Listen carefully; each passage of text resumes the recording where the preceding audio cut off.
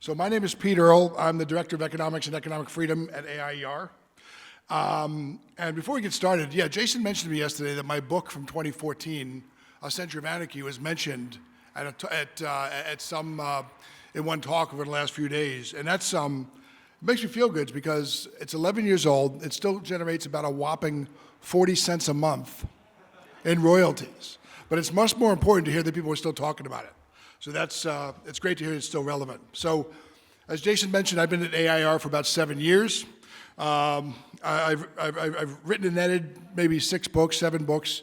Written since 2009, 2010, I've written over 1,000 articles, most of which about the Fed and monetary policy and crypto, liberty, that sort of thing.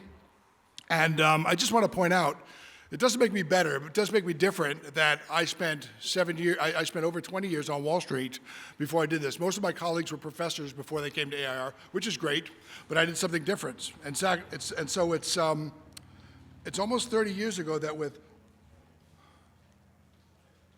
we go. No, is this on or off? Yes. It's almost 30 years ago that with much more hair, I sat down on a trading desk and this guy from Brooklyn went, that's the offer. God help you if the phone rings more than once. But today I'm going to talk about economic chaos. I want to walk you through monetary chaos, not in the abstract, but in what's actually happening right now and in the domains in which it's most visibly unfolding. Dollar chaos, commodity chaos, and digital chaos.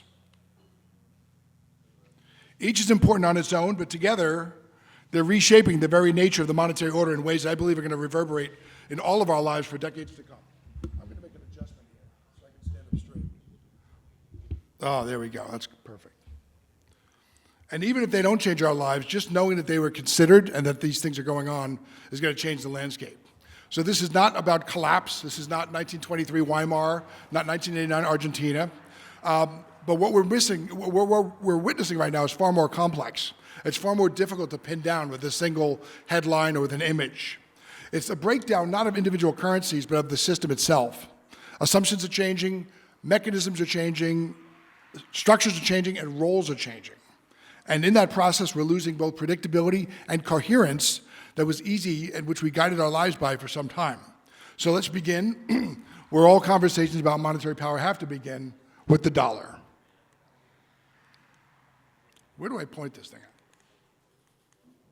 at? Okay, dollar chaos. Still getting the hang of the clicker. For most of the post-war era, and certainly for the entire post-Bretton Woods era, that's since 1971, the US dollar has not only been the global reserve currency, it's been the only reserve currency that truly mattered. There have been other eras where there were multiple reserve currencies sort of vying for the top role. Yes, we have a euro, we have the yen, we have the pound, but none of them have ever approached the dollar's depth, liquidity, legal clarity, or geopolitical reach. Dollar dominance has not simply been a feature of financial markets, it's been the foundation of global finance itself. Today, that dominance is facing a lot of pressure from multiple directions at once. And one of the most significant sources of those pressures is not foreign adversaries, it's not even foreign competitors. It's policy choices being made by the United States itself. How many of you have heard of the Lago Accord? Perfect. So this is a white paper that came out in November 2024, days after Trump won the election. And it's written by Stephen Mirren, who was at that point at Hudson Bay Capital. He's now the chairman of the Council of Economic Advisors for the Trump administration. And it's called A User's Guide to Restructuring the Global Trading System, but it's more accurately or more formally being known as the Mar-a-Lago Accord. So we should be very clear about something. I should be very clear. This is not an official agreement. It's not a treaty. It's not a formalized policy statement. But it's become shorthand for the set of goals now being pursued by the Trump administration. Policies that aim to remake American trade, manufacturing, and financial leverage simultaneously. At its core, it's animated by a single goal, and that is to reverse what's called deindustrialization, or I should say what's been called deindustrialization. And that means a handful of things. It means reshoring industry and manufacturing. It means narrowing or eliminating the trade deficit. It actually involves calling the trade deficit a national emergency. It means weakening foreign export competitors, and it means rejiggering domestic and foreign political and economic arrangements. So I could stand up here and say the goals are irrational, and they are. Calling a trade deficit a national emergency is like me saying that because I never sold an academic paper to my supermarket, I have a personal crisis. But it's additionally that's what's been called deindustrialization is actually described as rising productivity on a global basis. Okay? Industrial production since 1920. We had a couple of big financial panics. But the course has been upward, right? So it's not true that industrialization has either left the US or hasn't been taking place, right? Nevertheless, policy tools being deployed to pursue these ends and the interaction effects between them and the rest of the economy are driving exactly the kind of systemic instability that I'm here to talk about. There are 4 policy platforms to the so-called Mar-a-Lago Accord: tariffs, dollar weakening, Treasury restructuring, and security retrenchment, or reimagining of the global security arrangements. Each one deserves serious attention, so let's do it. Tariffs. This is the section where they talk about tariffs. Tariffs, of course, have long been popular, especially in industrial areas or countries that have embryonic industries. They're easy to understand. They're easy to explain. They offer the appearance of decisive action. But economically, tariffs function as what they are. What are they? Thank you. Excellent. You guys get an A. They're taxes on imports, they're taxes on inputs, and they're taxes that are ultimately borne not by foreign competitors, but by who? Us. So when the US government imposes a 20% tariff on imported circuit boards or semiconductors, the immediate effect is not that some Taiwanese or South Korean company suffers a financial loss. The immediate effect is that American companies pay more for the components they need to build for everything from data centers to consumer electronics. Costs flow through the supply chain, or I should say through the term structure of production and then the supply chain, raises production costs, squeezes profit margins, and ultimately gets passed on to consumers. Now, it's true that tariffs often, maybe even usually, take the form of higher prices, but that's not all. 2 other things can happen. First, you can see less innovation in goods, less money goes into R&D, they just keep putting out the same kind of boring crap without changing it. Or you can actually see goods disappear. Sometimes if the costs get too high and people won't pay the extra cost, they just remove those products from the shelves. So a little something I've been talking about a lot with our interns lately is what impacts the effect of tariffs? If I say I'm going to put a tariff on something, what are the variables that affect how hard that tariff hits people? So I guess I have to click 3 times. That's the code. So there's 3 factors. The first is the nominal tariff rate. That should be obvious, right? 10% is higher than 5%, 5 higher than 3, that's obvious. The next factor is the number of goods tariffed. If there's a very narrow tariff program, it's of course not as damaging as a wide range of tariffs. And the third, this one's a little bit complicated, this is where the tariff goods fall in the term structure, right? So if you tariff commodity goods, where commodities and capital goods eventually become intermediate production goods and other production goods and then finally consumer goods, what do you think happens? If there's a long term structure of production and the tariffs are put back here, what do you think? Do you think it's easier or harder to pass those costs on? It's much easier because there's a lot more steps. When you put a tariff on a consumer good that just appears on the shelf, it's there. It's going to hit full force. So I bring this up because in the first Trump administration, the nominal tariff rate, the average effective tariff rate was about 3%. The range of number of goods tariffed was very narrow, and they were all capital goods and early stage goods, agricultural stuff like soybeans, all that. This time around, we're talking about 10%. In some cases, blanket on everything. And that includes production, intermediate, and then consumer goods. So it's a much different tariff platform that we're talking about today. And as we know, as everybody should know, there's never been a trade war in the history of the world where there wasn't retaliation. Retaliation is baked in some form or another. The European Union is threatening reciprocal duties on American automotive products. China has imposed counter tariffs on agriculture, aerospace, and high-end manufacturing exports. And a global trade system, which has been frayed, is now becoming increasingly fragmented under the weight of these programs. So a quick question. By the way, this is the best audience for this talk because we're all sort of ideologically aligned, so I tend to get the answers that I expect. Right? So here's a question. Has the U.S. been a loving and giving trade partner, innocent and apple-cheeked, which has been taken advantage for years and years by villainous foreign adversaries, licking their fangs with economic lust?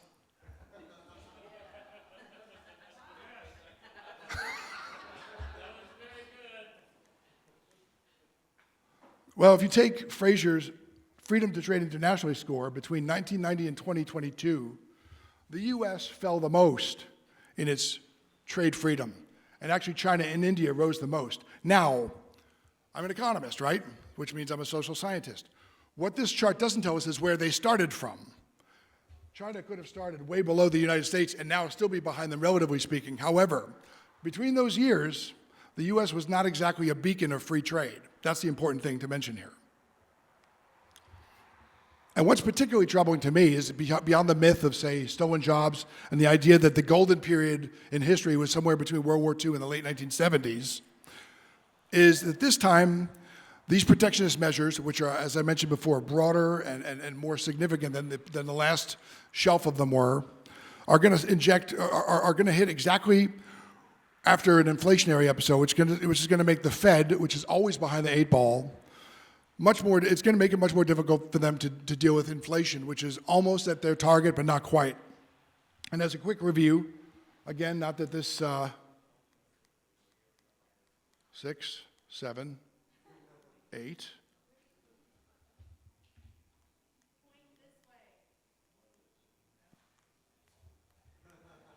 I don't know. That concludes my, no, I'm just kidding. I don't know. Backwards work. Oh, wait. Okay, so I'll just give the signal, okay? Or I'll say next slide as politely as I can. So just for review, over the last 5 years, the Fed first massively inflated the money supply early in COVID. It's been estimated that $1 in $5 in existence was created in the last 5 years. They then delayed the reaction to the inflation, which I think anyone could see coming. I don't think there's probably more than 5 people in this room who early in 2020 didn't think that we were going to have a huge inflationary burst in one way or the other, right? Okay. And then when it was clear that transitory was not quite the word to use for the inflation, they launched a panicked response with 4 jumbo rate hikes so quickly that they destabilized a corner of the regional banking market, and they generated a little over $1 trillion in unrealized losses in Treasury bonds on banks' books. And now there's a question of whether they've left rates too high for too long. So it's a carnival of idiocy. Going back to tariffs, though, as destructive as protectionist policies are, they're at least familiar, right? This is at least a place we've been before. Next slide, please. The next pillar of the Mar-a-Lago Accord is something a little more radical. It's the proposed restructuring of the Treasury market. The essence of the idea that the administration has floated is that in order to reduce the federal government's ballooning interest expense, existing Treasury obligations, we've got Treasury bonds, 1 year and less are called bills, 1 year to 10 years are called notes, the rest are called bonds, right? Those Treasury obligations, some of them, we don't know yet, but some portion of them might either voluntarily or coercively be converted into ultra long-term securities. We're not talking about issuing more 30-year bonds or 20-year bonds. We're talking about, at the very least, 50 and 75, and the actual discussion has been about century bonds, 100-year Treasury bonds. The theory is that by stretching out maturities, the government can get its affairs in order and push off repayment risk so far in the future that it becomes our grandchildren's problem. And on paper, that's a superficially clever idea, until you hear that they not only want to stretch those maturities into a century, but they also want to pay much less in yield. Now let me ask everybody here a question. If you had a 30-year bond, and I told you I was going to make it a 100-year bond, and I also told you that that 5% yield was going to go down to 2%, would you take that deal? I think you would say something that none of us would say in front of our kids. So here's something that Stephen Mirren might not know. Century bonds are rare. One of the consequences of having this fiat money economy and having time preferences shortened is that in the 19th century we had century railroad bonds, and now we have 30-day bills and 30-day commercial paper and things like that. We have overnight repo lending, for God's sake. But more recently, the Austrian government issued a 95-year bond. Now, everybody put your thinking caps on. How do you think the yield on that 95-year bond compared with the existing 20-year bond? Next slide, please. Of course, it was higher. That's the white one. Investors demand compensation for inflation risk, duration risk, opportunity cost. If the US government attempts to forcibly swap existing debt into long-term maturities at lower yields, it's going to find few willing counterparts, which is why I believe they may try this voluntarily. It eventually is going to become a question of, give me your bonds. And if it tries to compel investors to accept those terms, it's going to trigger sales of bonds. What happens when people get panicked and they start selling bonds? What happens to the yields? The yields go up a lot. So this could be a disaster that winds up not only not paying lower yields, but paying higher than they are right now. It's a financial, legal, and reputational disaster waiting to happen. He just went to sell his bonds. Next slide, please. So this is an article I wrote a few months back. Just a little side story. I'm very conversant. During COVID, I and one of our interns, Amelia Janeski, wrote an article, and Paul Krugman linked to it like, look at these idiots here in Massachusetts. Well, this is the second article I've had linked to by Krugman, and this one he linked to approvingly about 2 weeks ago. So that's nice. Thank you. A lot more can be said, right? U.S. securities are binding contracts. When you buy a stock, you're buying ownership. When you buy a bond, you're becoming a creditor. You're lending money. And the notion that the federal government can unilaterally change the terms of these bonds of trillions of dollars in outstanding debt obligations would provoke not only market panic, but probably litigation, probably a credit rating downgrade, and the potential unraveling of the Treasury market's very credibility. A credibility which they are very lucky to have a bit of right now. Second, and probably most dangerous, it would shatter the bedrock assumption that U.S. debt is risk-free. Now, are U.S. Treasury bonds risk-free? Are they really risk-free? Not in a textbook, of course not, and they've never been. But that yield, the yield on a 10-year bond, is an input to the valuation of trillions of dollars of securities around the world and quadrillions of dollars, yes, quadrillions of dollars of notional value of derivatives. It's a benchmark in accounting, in insurance and credit pricing. So even threaten that status by playing games with the maturity structure is to invite a level of systemic risk that cannot easily be reversed. We would probably see yields spike. We'd probably see domestic financial institutions ranging from banks to investment firms to insurance companies, corporations, 401ks, your 401k, face severe mark-to-market losses on the portfolios. Next slide, please.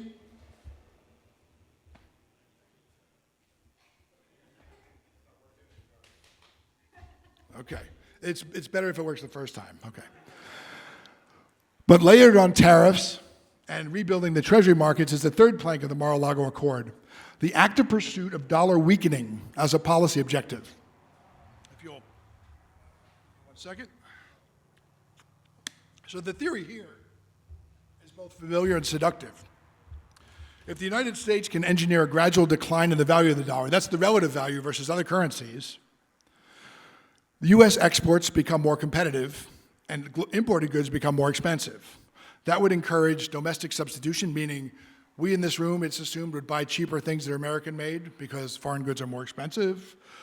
It would bring a narrow trade deficit or even the much sought-after trade surplus, and so on. Domestic manufacturing, growth jobs, a century of peace, all that stuff. And on a theoretical level, again, this contains a kernel of truth. But in practice, it's a very dangerous path to follow. And of all the media coverage, little of which has been, the little that there's been almost no discussion of the trade-offs of weakening the dollar. So first, let's take a look at the last time. Oh, does anybody remember the Plaza Accord? Anybody? Okay, so in 1985, the U.S. entered an agreement with, at the Plaza Hotel in New York, my hometown, The U.S. entered an agreement with Japan, England, Germany, a number of other countries, and they said, listen, the dollar is too strong. You guys sell our currencies and we'll buy yours and we'll push the dollar's value down. So, next slide, please. Please. There we go. So this is the dollar versus a basket of 20 currencies of our trading partners. Can you see the red line? You see it? This is where the Plaza Accord was struck. And you can see the value of the dollar versus our currencies fell, right? Mission accomplished? So this is over the subsequent 4 or 5 years. Next slide, please. Here's the Plaza Accord. These are very difficult things to engineer. Not a great success. And by the way, if we try to do something like this today, we're not only tariffing our trade partners, we're also saying, by the way, I'm tariffing you. Would you also please give my currency, give my products an advantage over your domestic ones? Seems like a hard sell. But let's quickly go back to manufacturing.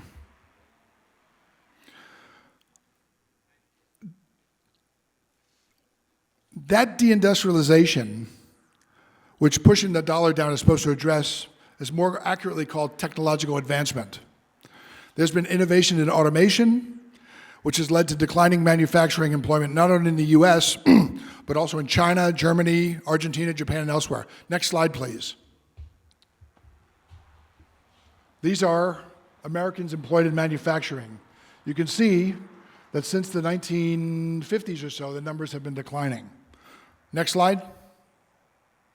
That's agricultural employment, same thing. More efficiency, less jobs. It's just a fact of life. And lower cost over time. Next slide, please. That's the employment of manufacturing in Germany.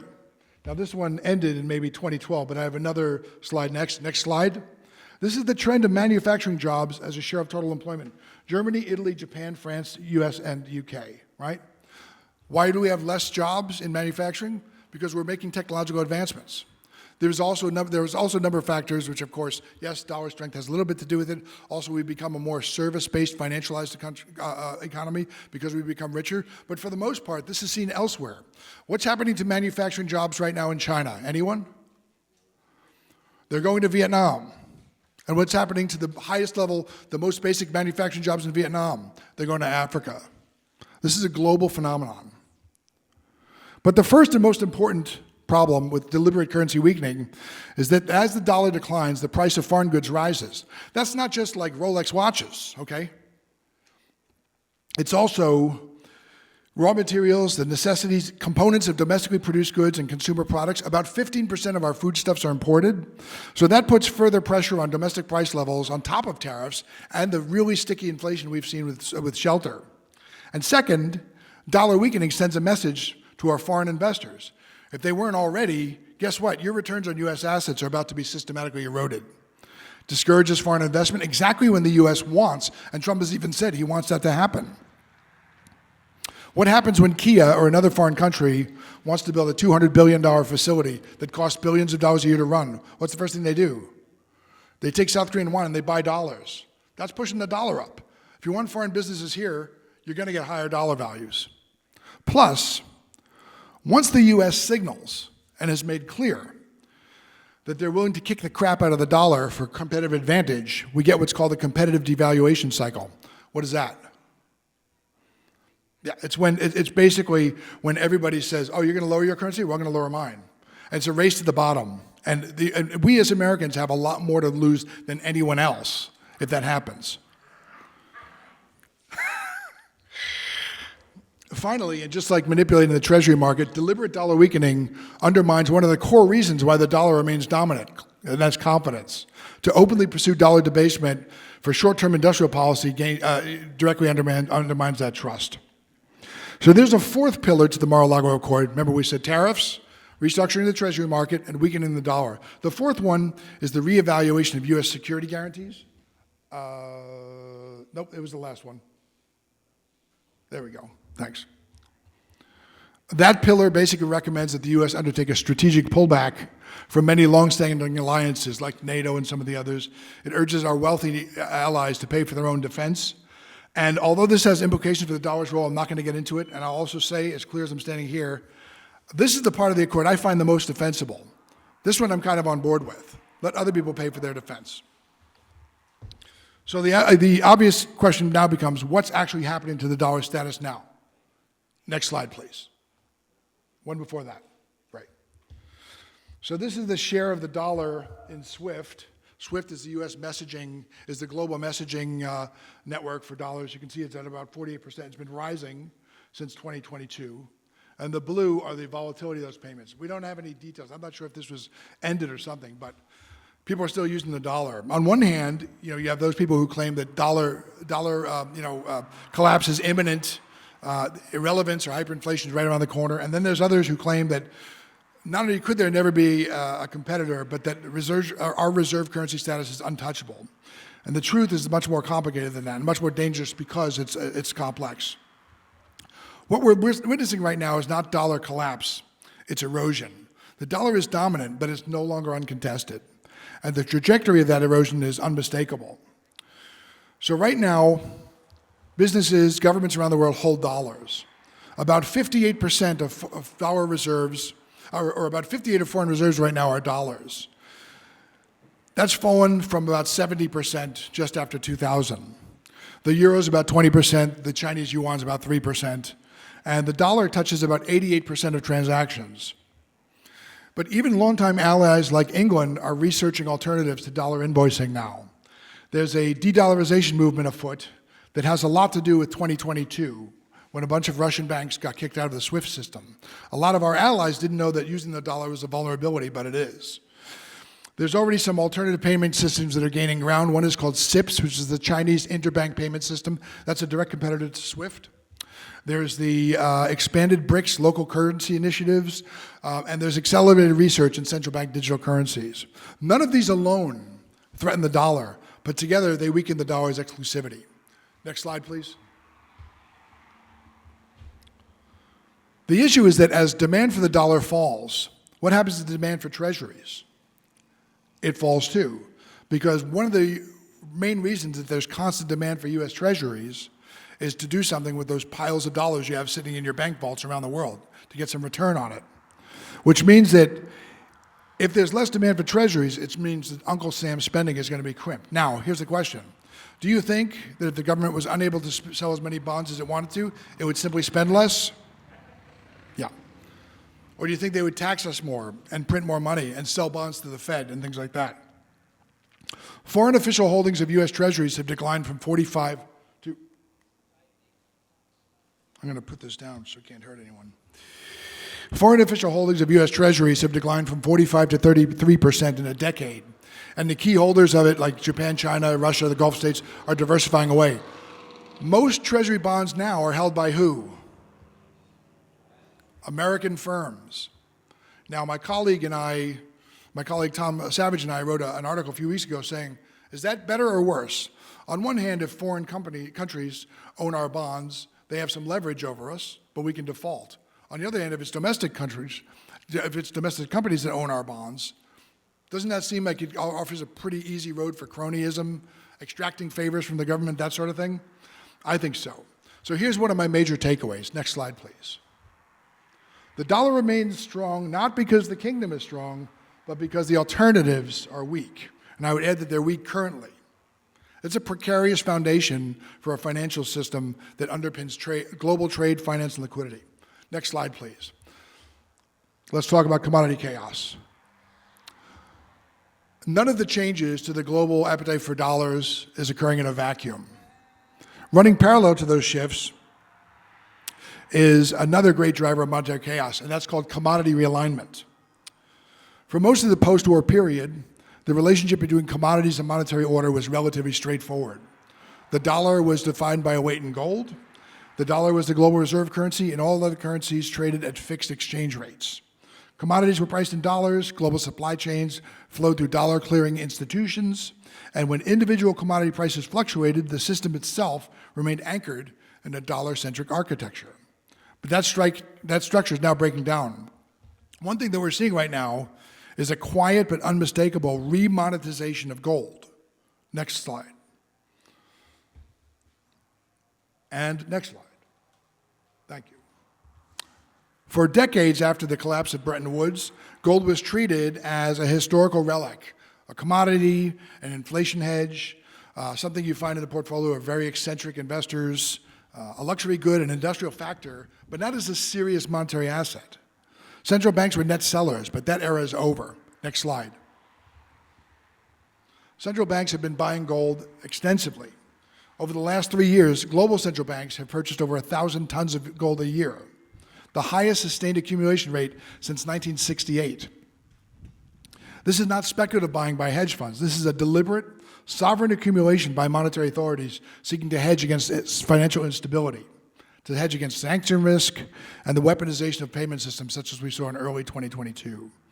The leading buyers of gold, China, Russia, Turkey, India, Kazakhstan, Saudi Arabia, Uzbekistan, and others. These are not random actors. Gold's appeal is pretty obvious. It has no counterparty risk. It's not subject to swift ejections. It's not dependent on Western clearinghouses. Can't be frozen, can't be confiscated or censored, not easily confiscated. Requires no permission to own, store, or transfer. And in an era of growing financial conflict, gold has once again become the ultimate neutral sovereign asset. But gold's only one element of this commodity realignment, no pun intended.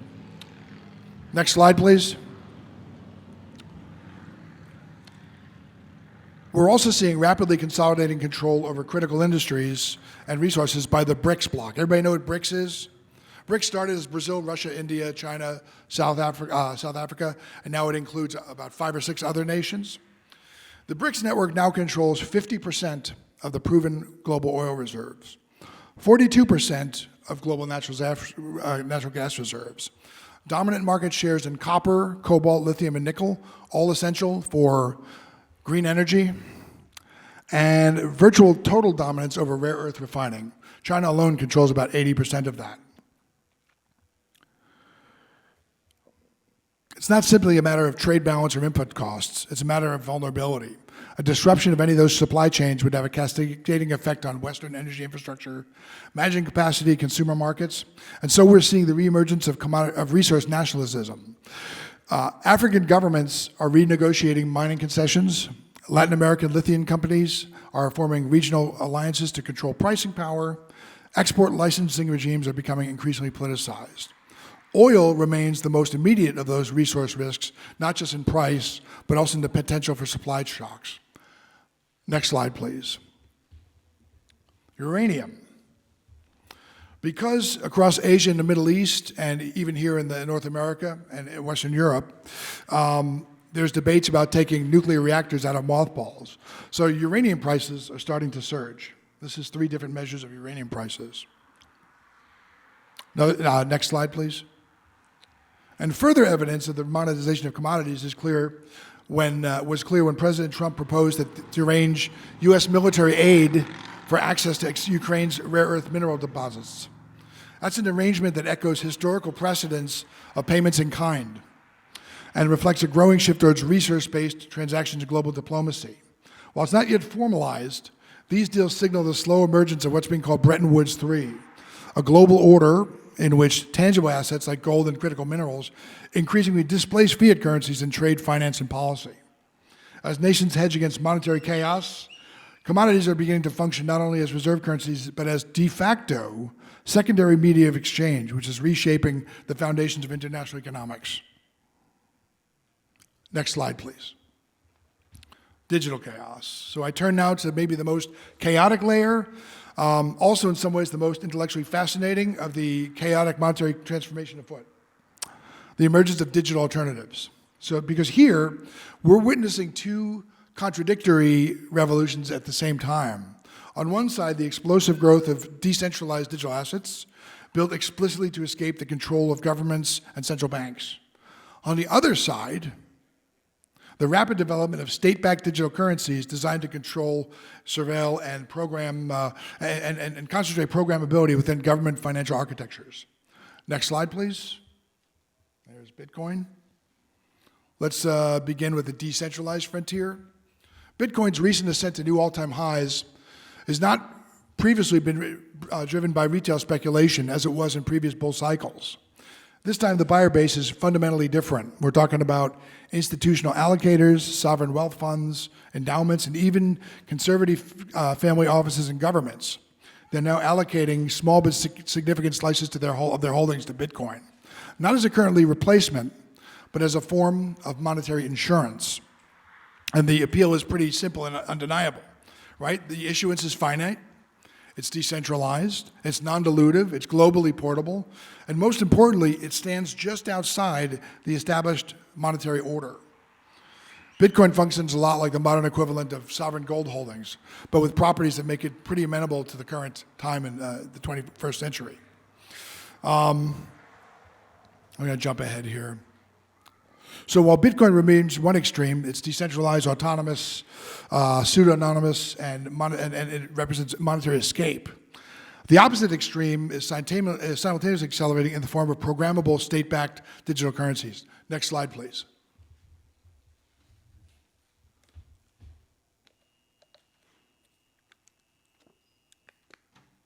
Next slide, please. So now we have central bank digital currencies. More immediately, the legislative scaffolding around what are called stable coins. Now, how many of you have heard of the Genius Act? How many of you think it's a great thing, a great step forward? Just asking it that way, you're not going to raise your hand, even if you thought it was. So the Genius Act is a stablecoin regulation that my view is that while it's being marketed as consumer protection, it functions in reality as a Trojan horse for state-function financial surveillance. So Congress has made it clear to the Fed they can't issue a new money. That power resides with Congress. But I think the Genius Act allows this to happen at arm's length. Next slide, please. So the Genius Act's proposed framework is that if you want to issue, any country that wants to, or company that wants to issue a stable coin has to basically obtain a full financial banking charter. You have to be a bank to issue a stable coin, right? You have to adhere to strict capital and liquidity requirements, and you have to submit to comprehensive regulatory supervision. On its face, sounds like prudent regulation, but to me, what it does is it outsources stable coins from the Fed to banks. And they register, they oversee banks, they monitor banks. It's just like they sort of delegated it to a lower authority, right? So fully regulated, bank-chartered stablecoins now become the functional equivalent of retail CBDCs. A wholesale CBDC, a wholesale central bank digital currency, is used to transfer assets between banks. Retail is meant for use by individuals. Within the realm of possibility of these stablecoins issued under the Genius Act by nominally private banks, every payment can be recorded, every merchant transaction is recorded or cataloged, every wallet can be flagged, frozen, or restricted. Spending patterns can be analyzed in real time, and potentially, as we've seen occur in China, political or social controls can be applied through dynamic wallet permissions. This is not some dystopian future. The technology exists today, and it's being developed right now in China. But the Genius Act is really only one dimension of this emerging digital monetary architecture.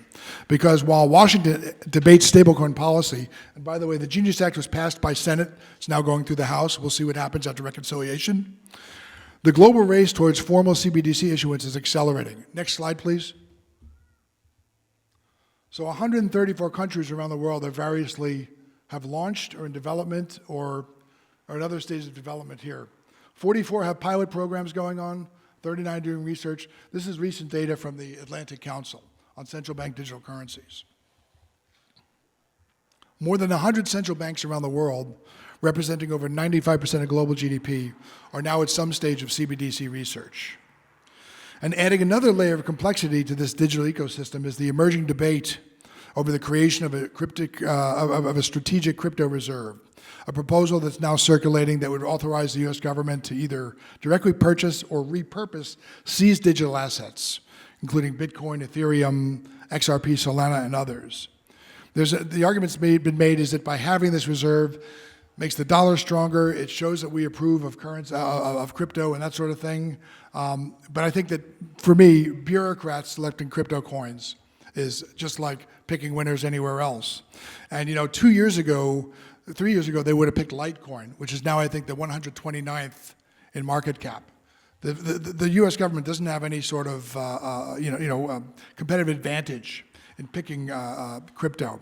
And if Washington really wants to foster innovation and competitiveness, the correct policy response is not to create government-mandated price floors for selected tokens or to steal property that was seized. It would be to provide regulatory clarity, technological neutrality, that sort of thing. Anyway, I could go on about that, but I won't. Next slide, please.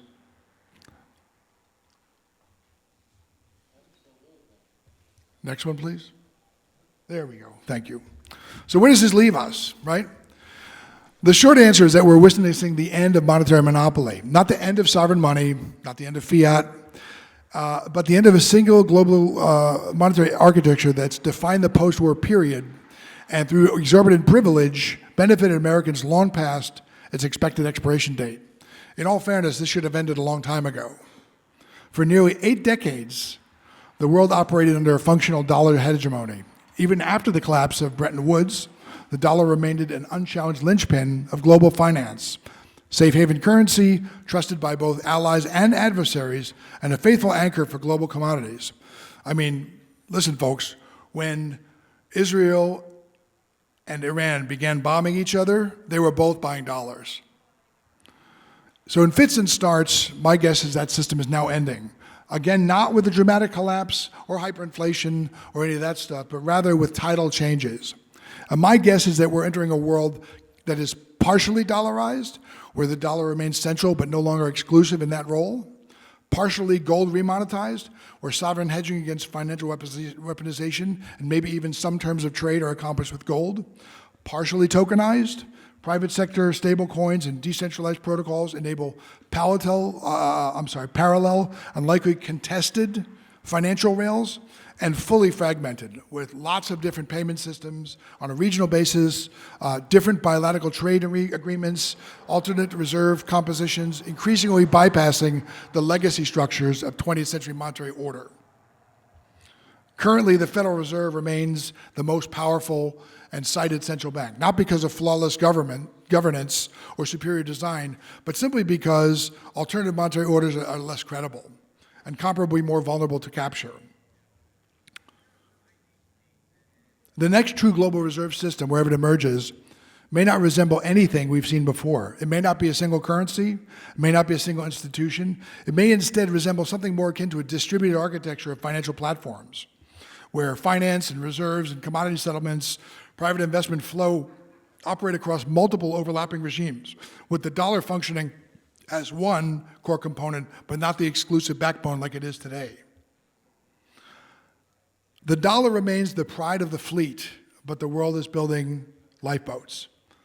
Quietly and deliberately, and with a slow but increasing confidence, what's emerging will not be negotiated in some grand conference hall. It's going to emerge organically, iteratively, and chaotically as states, markets, and various institutions each seek to adapt to a world where dollar terms have not disappeared but are no longer the default setting. The shape of coin is the shape of civilization. Money is itself the commanding heights. The battle for the summit is not coming, it's here. The only question now is how well we understand it, how well we as nations, not even as citizens, but as individuals navigate those consequences. Next slide, please. Next slide, please. Thank you.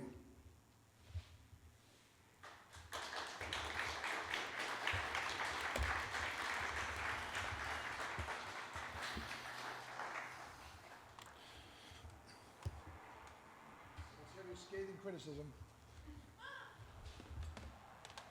Yes, sir. The primary function. Thank you very much. It's okay. So the primary function of money is to serve as a measure of value. And I disagree. I know, that's why I'm raising the question, because you can't make a value for value trade unless you have a proper unit of measure. So I'm curious why the economists aren't concerned about creating a stable measure of value. Every other thing that we use, like whatever it is measured. Time is measured, length is measured, weight is measured, everything is measured by a standard. So I'm very curious as to why economists aren't concerned that we don't have a standard measure of value. I'm not concerned by that. We want a money that fluctuates. We want a money that fluctuates so it reveals relative price changes, right? So if something is scarce or something is more plentiful, we want that money to change. And so first of all, let's not think of money as values. Let's think of money as exchange rates between goods and services. Money is part of almost every exchange. When I trade $5 for a good, I'm saying I value that $5 less than that good and vice versa. Right. It's an exchange rate. It's not a value. But you need a standard of value in order to make that decision. Why? Subjective theory of value. Every person values it differently. Everybody values the hour differently too. You know how much you can accomplish in an hour or how easily you can waste an hour. Okay, thanks for your question. Do you have any advice for states or towns how to deal with this chaos? Do you have any advice to states or to towns how to deal with this chaos? New Hampshire recently allowed its Treasury to invest in gold and in Bitcoin. Like what states, like New Hampshire or towns, can do with these changes?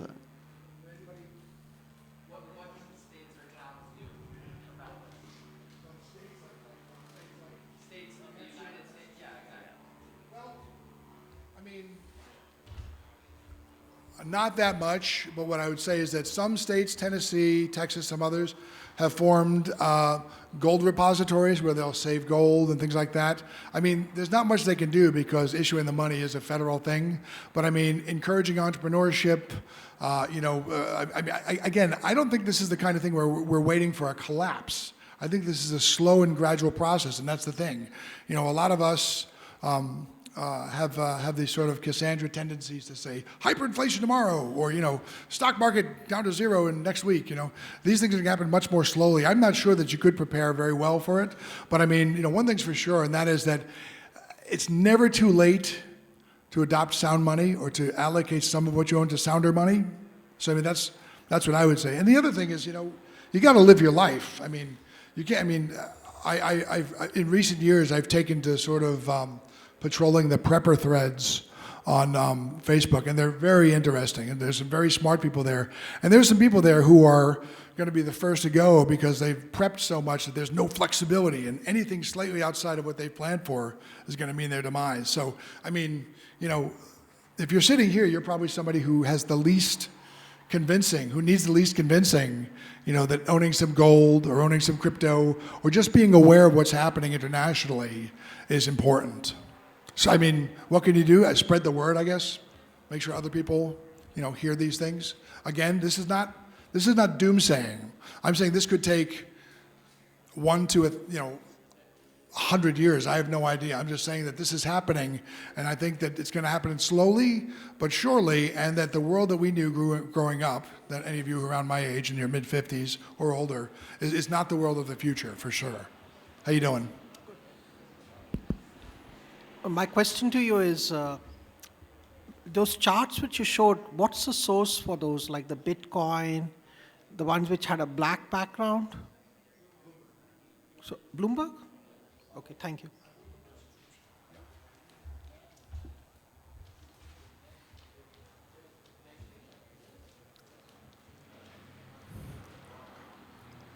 I figured somebody was going to come up here and try to sell me some, like, Trump coin or something. Waldo. How you doing? I've got 10th ounce silver, if you're into that. No.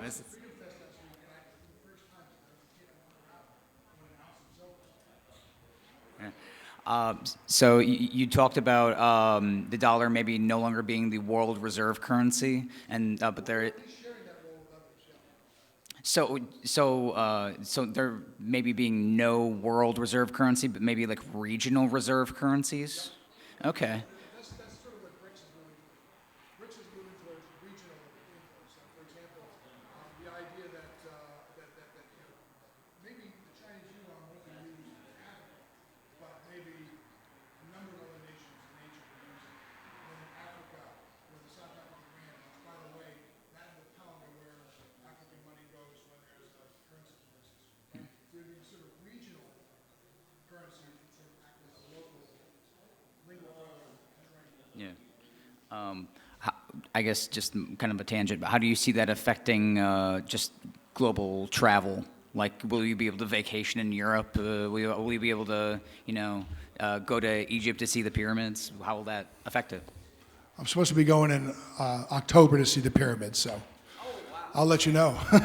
No, I don't think it'll be an issue yet, but eventually, yeah. Eventually, there may be a time. I think the dollar, even as a secondary, tertiary currency, has some runway. I don't think it's going to disappear overnight. But what I think is that, if you're trading, 500 tons of copper or something in South America, I don't think it's a foregone conclusion 30 years from now that it'll be invoiced in dollars. I think there's a chance it's invoiced in euros, it's invoiced in, it may even be something like, if dollars this amount, if gold this amount, various alternative terms of trade.